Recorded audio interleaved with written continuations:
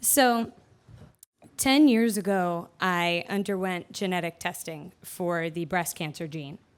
And I did this because when I was 5 years old, I watched my mother die of breast cancer.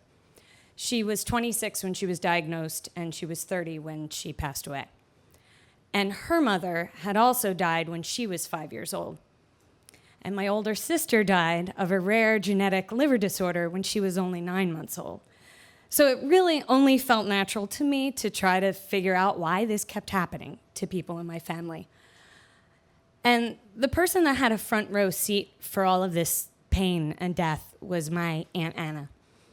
Now, my Aunt Anna, she took my mother in after their mother died, and she raised her along with her 8 children. 8 children. Just let that sink in. And then when my mother died, she took in me and my brother, and she became a mother all over again. And she raised us with her brood of 8 adult children. And man, she just did it. And she did it well. And she did it in that Irish Catholic blue-collar way. You put your head down and you do what you need to do to take care of your family. And she did it with quiet strength. But when I say quiet, I mean quiet. We didn't talk about death. We didn't talk about cancer. She never talked about what she had seen in her life. Until I was older and in college, and on breaks, I would drive down to see her in Southwest Philly. And we would sit around the table and drink bad coffee and talk about life and family and shit talk everyone, the juicy stuff. And then after enough of that, she started to actually open up about that time. And she told me this story about my mom when she was in the hospital, which was a lot. My mother died a blind quadriplegic with steel rods holding up her skull. She suffered unimaginably. But that day, when Anna went to see her, she went in and my mom was so happy and she was smiling and she was excited. And she grabbed Anna's hand and she said, Anne, you'll never believe what the nurses told me this morning. They're doing liver transplants. They're doing it. They're doing it.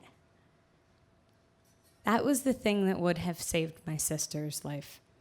And in 1975, they were not doing that. And it has really always amazed me that my mother was able to find this joy and this happiness despite being trapped in total hell. And I tried to remember that when my own genetic test results came back and they were positive for the BRCA1 mutation, which was not a surprise. But it took my risk from 12% to somewhere around 60 to 87% risk of getting the disease that seemed to get everyone. And then around that time, we buried Anna because she got cancer, and she didn't tell anyone because she didn't want everyone to go through the same thing that she had gone through, and she didn't want anyone to see what she saw. And so quietly, she died. And at that point, I had had enough. I was really done. So I elected to have a prophylactic mastectomy. And I made that decision ferociously, and I made every decision after that fearlessly and with strength, and I was resolute right up until I was alone in a very small room in the hospital that morning with my plastic surgeon and bare-ass naked with my hospital gown around my waist, and he was making all these marks on my breasts with this dark blue grease pen, and I got so scared. I was so alone. And then in that same instant, when I got so scared, I felt over on the right-hand side of the room that there were people there. As much as you all are here right now, they were there. And it was my grandmother, and it was my mother, and it was Anna, and it was my sister. And I was calm and warm and happy and excited. And I thought about my mother, and I looked over in the corner, and I went, look, Mom, they're doing it. They're doing this.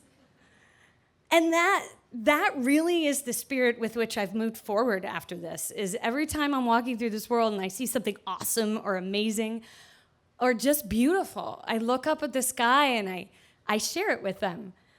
And then I tell them, look, guys, I'm doing it. Thank you.